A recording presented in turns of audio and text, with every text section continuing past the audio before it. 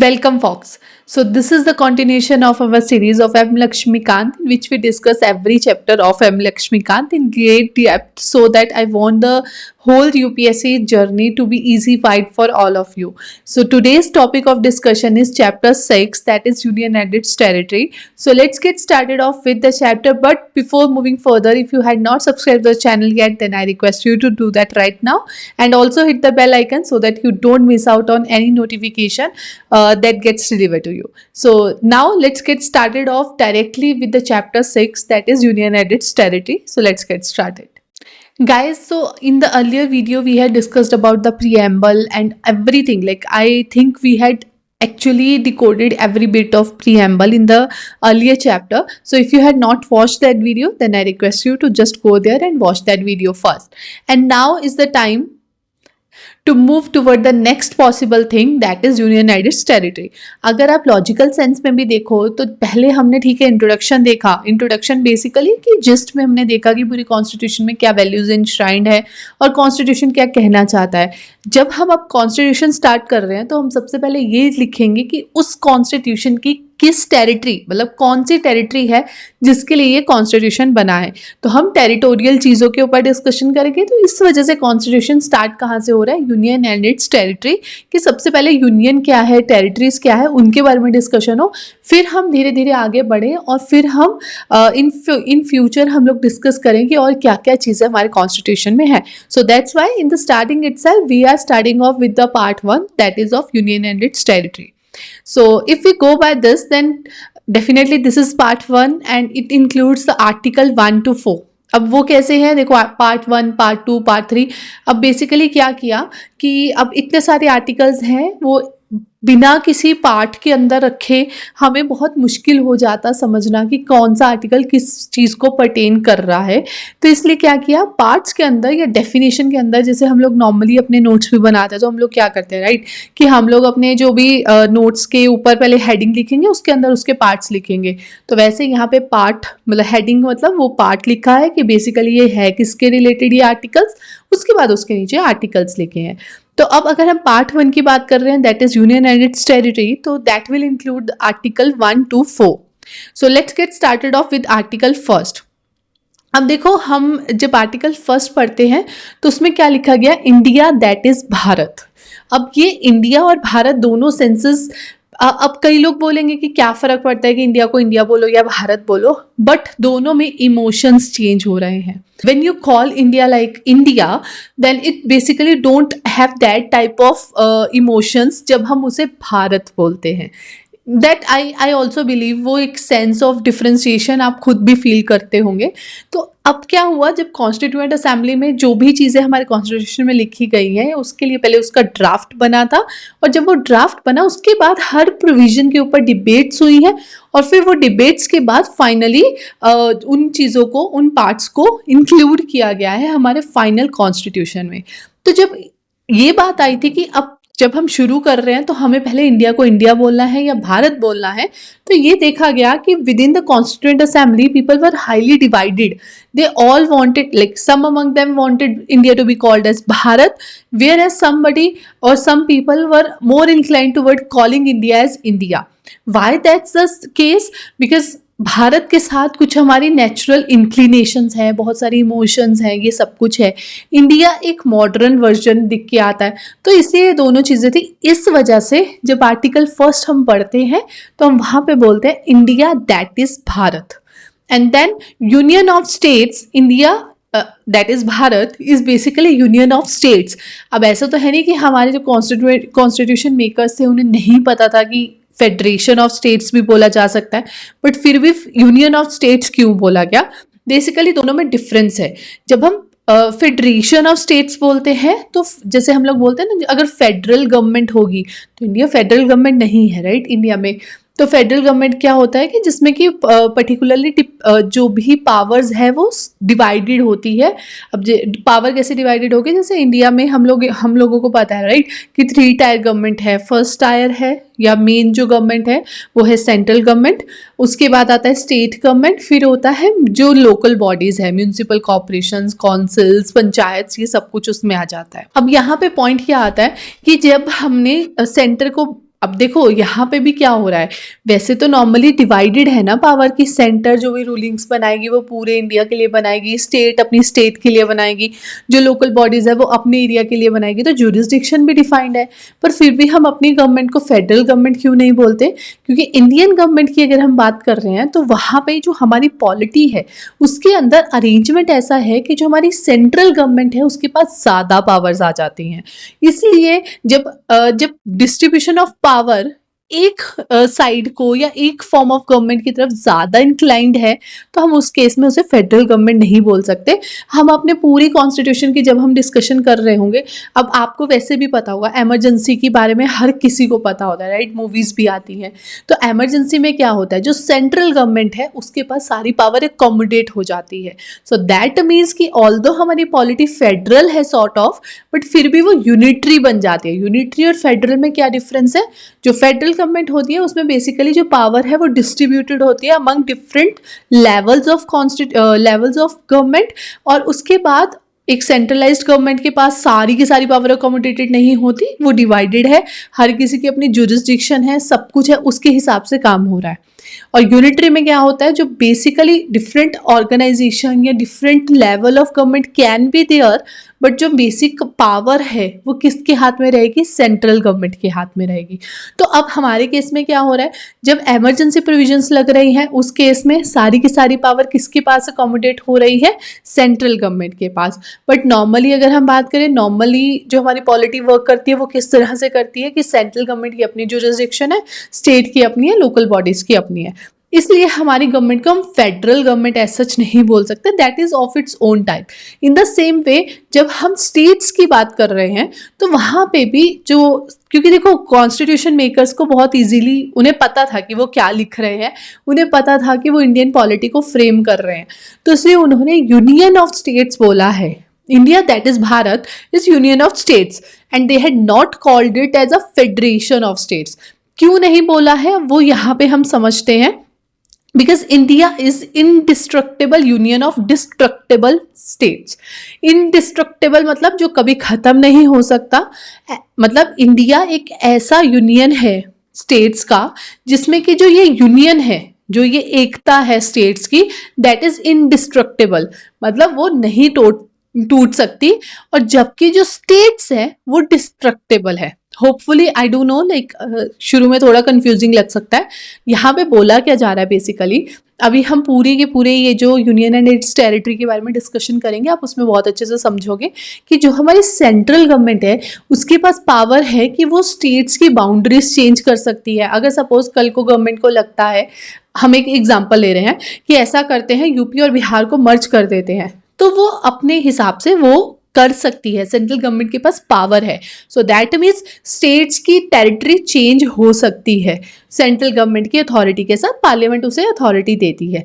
अब अगर वो स्टेट की बाउंड्रीज चेंज हो रही है, सो दैट मीन्स स्टेट्स जो है वो इनडिस्ट्रक्टेबल तो नहीं रही, वो डिस्ट्रक्टेबल हो गई। दैट मीन्स आज हो सकता है मुझे यूपी और बिहार अलग लग रहा है, और इन फ्यूचर अगर गवर्नमेंट चाहे तो यूपी और बिहार इकट्ठा करके कुछ भी उसका नाम हो सकता है, राइट? तो वहां पे क्या हो गया, जो हमारी स्टेट्स है वो डिस्ट्रक्टेबल है, मतलब आज यूपी बिहार दिख रहा है, कल को पंजाब बन सकता है, मतलब वट एवर इट बी, तो इसलिए उसे डिस्ट्रक्टेबल स्टेट्स बोला गया। बट चाहे कुछ भी हो जाए, बाउंड्रीज कितनी भी चेंज हो जाए, मगर किसी भी हमारी स्टेट के पास पावर नहीं है कि वो इंडिया से अलग हो जाएगी। सो दैट मीन्स जो ये यूनियन है स्टेट्स का, दैट इज इनडिस्ट्रक्टेबल। तो अब इस पूरी लाइन का मतलब यही बनता है कि इंडिया में जो ये यूनियन है स्टेट्स का, दैट इज इनडिस्ट्रक्टेबल, बट जो स्टेट्स है वो डिस्ट्रक्टेबल है। Now I believe I'm clear. If you had not understood yet, then I request you to just rewind it little bit और एक बार दोबारा से सुनिए, आपको अच्छे से समझ में आ जाएगा। So basically ये है बेसिक डिफरेंस।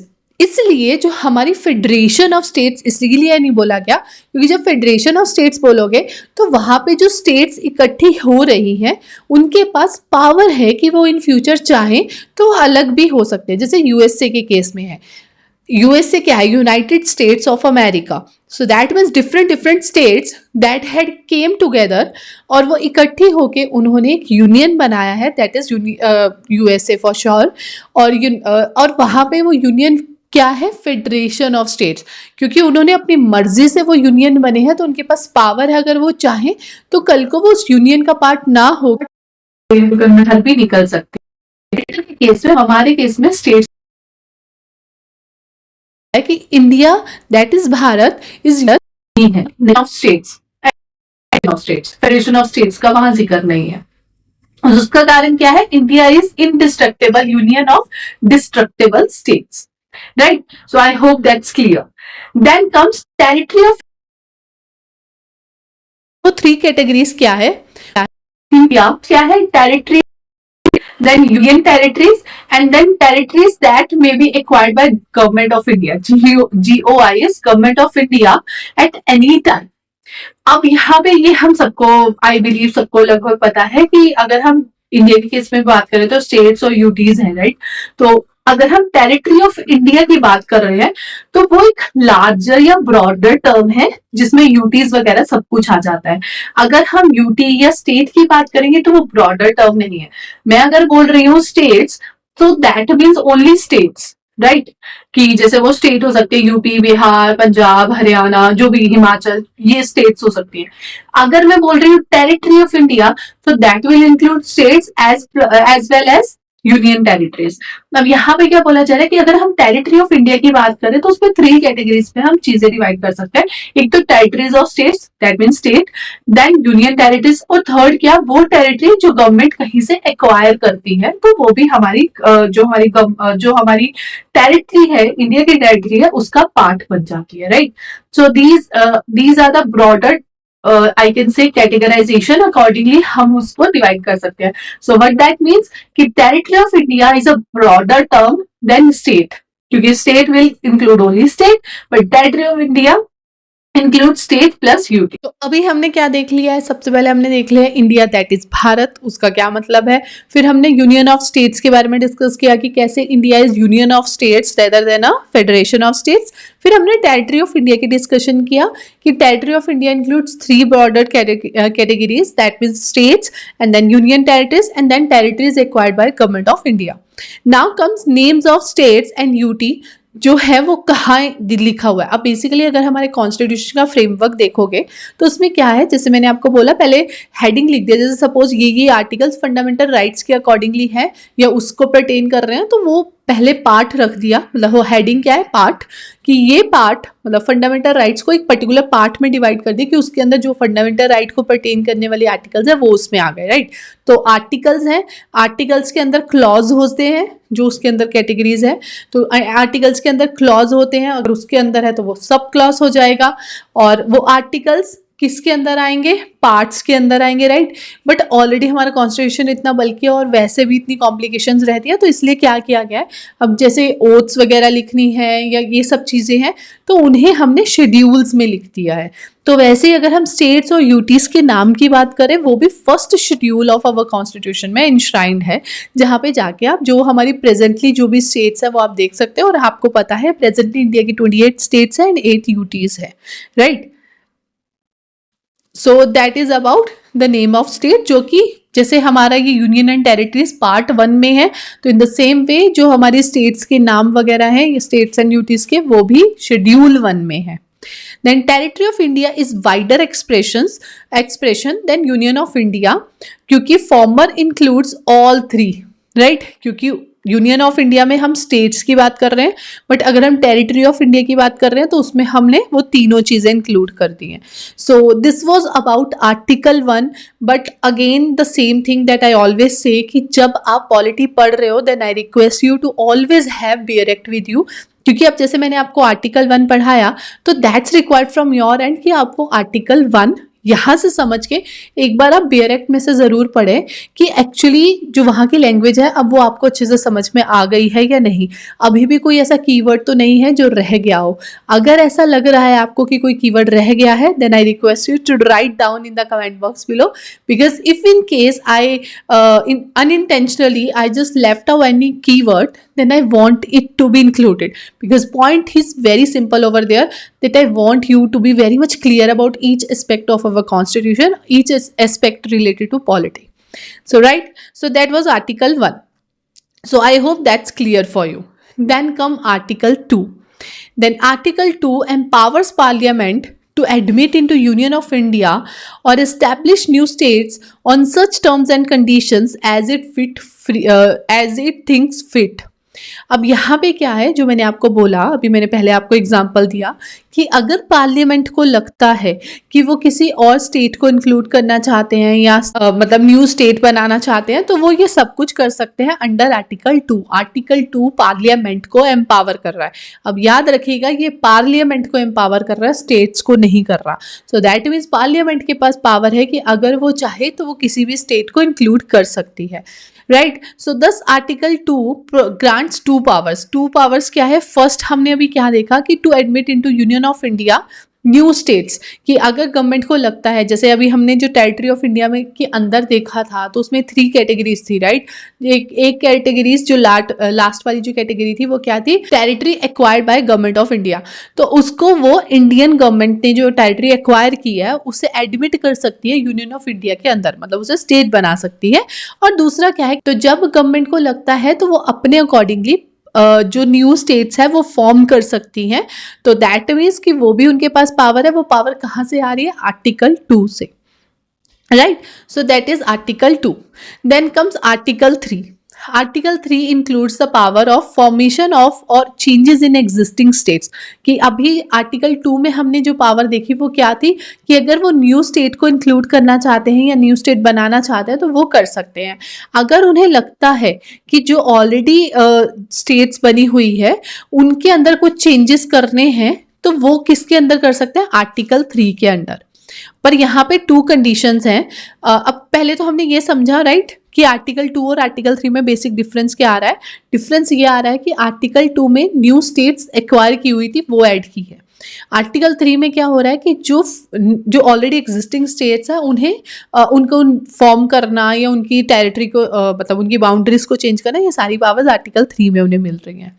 देन कम्स यहाँ जो आर्टिकल 3 की बात हो रही है वहाँ पे 2 कंडीशंस है। अगर वो ऐसा करना चाहते हैं उसके लिए क्या करना है?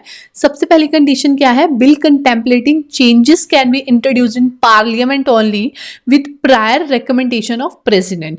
मतलब वो जो पार्लियामेंट में बिल इंट्रोड्यूस होगा उसके लिए प्रेसिडेंट की रिकमेंडेशन होनी चाहिए। प्रेसिडेंट किसकी एड और एडवाइस पे काम करता है? Council of minister headed by PM. So that means कि बेसिकली इस प्रोविजन का बेसिक इथो क्या है कि हमारी जो प्रेजेंट गवर्नमेंट है वो इस चीज़ के साथ इंक्लाइंड होनी चाहिए। ऐसा नहीं होना चाहिए कि अगर सपोज करो कि बाकी मेंबर्स चाहते हैं और वो खुद से बिल लेके आ गए पार्लियामेंट में, किसी प्राइवेट मेंबर बिल आया, इंट्रोड्यूस हुआ और उन्होंने अपने चेंजेस के लिए, टेरिटरी चेंज करने के लिए उन्होंने बिल इंट्रोड्यूस किया और अपने आप वो कर दिया। ऐसा ना हो। ऐसा होना चाहिए कि अगर सपोज टेरिटरी को चेंज करना है, उसका फॉर्म करना है न्यू स्टेट या जो भी करना है, तो उसके लिए जो प्रेजेंट गवर्नमेंट है उसकी श्योरेंस या उसका प्रेजेंस ज़रूरी है या उसकी श्योरिटी ज़रूरी है, इसलिए ये चीज़ इंक्लूड की गई है। क्योंकि इस चीज़ का अदरवाइज कोई मतलब नहीं है कि रिकमेंडेशन ऑफ प्रेसिडेंट होना चाहिए। Recommendation of president itself means कि जो गवर्नमेंट है, प्रेजेंट गवर्नमेंट है, PM headed, council of minister headed by PM, वो इस चीज़ के फेवर में होने चाहिए। Then before recommending bill president has to refer the same to state legislature concern. कि सपोज अगर वो यूपी बिहार का चेंज कर रहे हैं तो उनको उनकी उस स्टेट के लिए उन्हें पहले रेफर करना पड़ेगा प्रेसिडेंट को बिल कि देखो भाई तुम्हारी टेरिटरी ऐसे चेंज हो रही है। बट अगर वो हाँ करें चाहे ना करें उस चीज़ का कोई फ़र्क नहीं पड़ता, क्योंकि ये पार्लियामेंट की टोटल अथॉरिटी है। ये तो बस एक तरह से फॉर्मेलिटी है कि हाँ उन्हें बता दिया, राइट। सो ये है article 3। Now comes article 4। If we talk about Article 4, then it says law made under Article 2 and 3 are not to be considered as amendment of Constitution under Article 368. अब इसका मतलब क्या है? अगर सपोज जो कॉन्स्टिट्यूशनल अमेंडमेंट हम अपने constitution में लेके आ रहे हैं, मतलब कॉन्स्टिट्यूशन में अगर कोई अमेंडमेंट कर रहे हैं तो उसका प्रोसीजर डिफरेंट है। प्रोसीजर डिफरेंट में बेसिक डिफरेंस क्या आ जाता है कि उस केस में जो हमें मेजॉरिटी चाहिए। देखो कोई भी चीज़ होनी है तो उसके लिए वोटिंग होती है, राइट। क्योंकि हम डेमोक्रेटिक कंट्री है तो डेमोक्रेटिक कंट्री में डेमोक्रेटिक वे से ही चीज़ें होती हैं। तो वहाँ पे क्या होगा? वोटिंग होगा। अब वोटिंग के टाइम पे क्या होने वाला है? कि जब वोटिंग हो रही है तो किस तरह की मेजॉरिटी है। एक तो होता है स्पेशल मेजॉरिटी, एक होता है सिंपल मेजॉरिटी। जब हम आगे डिस्कशंस लेके जाएंगे तो ये धीरे धीरे आपको अच्छे से क्लियर होता चला जाएगा। बट अभी के लिए आप ये समझिए कि जो ये लॉज बनेंगे, जो ये पार्लियामेंट चेंजेस करेगी अंडर आर्टिकल 2 एंड 3, इन्हें कॉन्स्टिट्यूशनल अमेंडमेंट नहीं माना जाएगा। अगर इन्हें कॉन्स्टिट्यूशनल अमेंडमेंट नहीं माना जाएगा, उसका मतलब सिर्फ इतना बनता है कि जो ये अमेंडमेंट्स हो रही हैं, इनके लिए वो स्पेशल मेजॉरिटी वाला स्पेशल मेजॉरिटी वाली जो एक कंडीशन है वो इम्प्लीमेंट नहीं होगी या इंक्लूडेड नहीं होगी। This means such law can be pass bye simple majority, right, and ordinary legislative procedure. Simple majority में क्या होता है कि जितने लोग प्रेजेंट है हाउस में, उसमें मेजॉरिटी ऑफ द पीपल उस चीज को अगर एग्री करते हैं तो वो सिंपल मेजॉरिटी से पास हो जाता है। जबकि अगर हम स्पेशल मेजॉरिटी की बात करें, उसकी स्पेशल मेजॉरिटी की भी फर्दर टाइप्स होती हैं। जैसे कि स्पेशल मेजॉरिटी में एक क्या होता है कि जितने मेंबर्स हैं उसका 2/3 मेंबर्स जो है उन्हें उस चीज़ को एंडोर्समेंट देना होता है, तो वो स्पेशल मेजॉरिटी होती है। तो इसलिए ऐसा बोला जा रहा है कि जो ये पार्लियामेंट ये चेंजेस लेके आएगी, वहाँ पे इन्हें सिंपल मेजॉरिटी के साथ इन्हें पास किया जाएगा, इन्हें कॉन्स्टिट्यूशनल अमेंडमेंट एक्ट नहीं माना जाएगा, right. So that means that was all about Article 4. So we had discussed about part 1, we had discussed about Article 1 to 4, Article 1, 2, 3, 4, everything about that. All other pointers I will be discussing in the next video. Before moving further, I request you, if you find this video helpful, then do hit the like button. And also if you need any help related to NCERTs, then do check out the link in the description below, where I like handhold people to just go through all NCERT courses and all those things in very easy way, so that their journey for this UPSC examination can be simplified. And again guys, if you had not subscribed to my channel yet, then I request you to do that right now, and also hit the bell icon so that all the notification of the new videos gets delivered to you. I will see you all in the next video with the remaining topics of this chapter. Till then, stay healthy and stay focused. I will see you all in the next video. Till then, bye bye guys.